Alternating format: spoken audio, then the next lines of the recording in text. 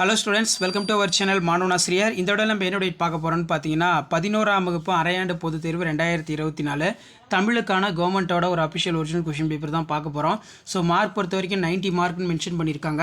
So இதில் இருக்கக்கூடிய ஒரு மதிப்பெண் வினா 14 ஒரு மதிப்பெண் வினா தமிழில் வந்து பார்த்தீங்கன்னா இருக்கும். ஸோ 11th அரையாண்டு பொதுத் தேர்வு 11th half yearly examination Tamil பொறுத்த வரைக்கும் உங்களுக்கு பப்ளிக் பேட்டர்னை பேஸ் பண்ணி ஃபுல் சிலபஸ் தான் கொஷின் வந்து பார்த்தீங்கன்னா எடுப்பாங்க. ஸோ இது பொறுத்த வரைக்கும் உங்களுக்கு ஒரு ஃபஸ்ட்டு பப்ளிக் எக்ஸாம் மாதிரி தான் இருக்கும் இது. ஸோ இதில் கூடிய குருவினா சிறுவினா எல்லாத்தையும் நல்லா படிச்சுக்கோங்க, இன்க்ளூடிங் நெடுவினா. 3 into 2 6. இதில் இனமொழி குறித்து இரசூல் கம்சதேவ் பார்வையினை குறிப்பிடுக. காவடி சிந்து என்பது யாது? மதீனா நகரம் ஒரு மாளிகை நகரம் என்னும் கூட்டினை உறுதிப்படுத்துக. நெக்ஸ்ட் வந்து பார்த்தீங்கன்னா கற்றேன் இன்பாய் கற்றாயா அப்துல் ரகுமான் யாரிடம் எதற்கு கேட்கிறார்? தமிழ்நாட்டின் மாநில மரம் சிறுகுறிப்பு வரைக. அனந்தரங்கன் வருண இனித்திறனுக்கு ஒரு எடுத்துக்காட்டு தருக. நெக்ஸ்ட் வந்து பார்த்தீங்கன்னா நமக்கு 7 into 2 14. இதில் வந்து பார்த்தீங்கன்னா நமக்கு ஒரு மதிப்பெண் வினாக்கள் எல்லாமே வந்து கேட்டிருக்காங்க.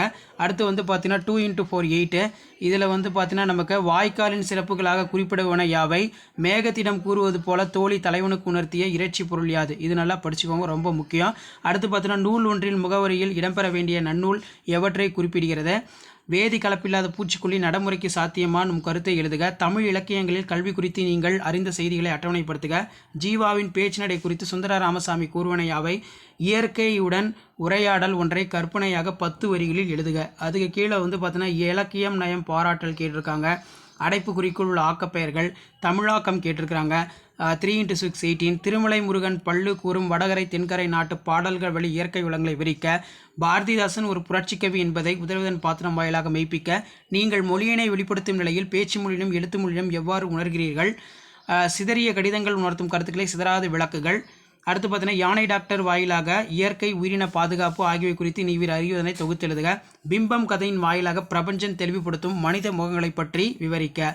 அடிப்படாமல் எழுதுக. மனப்பாட பாடல் யுகத்தின் பாடல். அடுத்து வந்து பார்த்தீங்கன்னா படின் என முடியும் குரல். ஸோ இதான் வந்து பார்த்தீங்கன்னா 11ஆம் வகுப்பு தமிழ் அரையாண்டு பொதுத் தேர்வு 2024 கவர்மெண்ட்டோட official original question paper. Video ஃப்ரெண்ட்ஸுக்கு ஷேர் பண்ணுங்கள், மாணவன் ஆசிரியர் சப்ஸ்கிரைப் பண்ணுங்கள். தேங்க்யூ.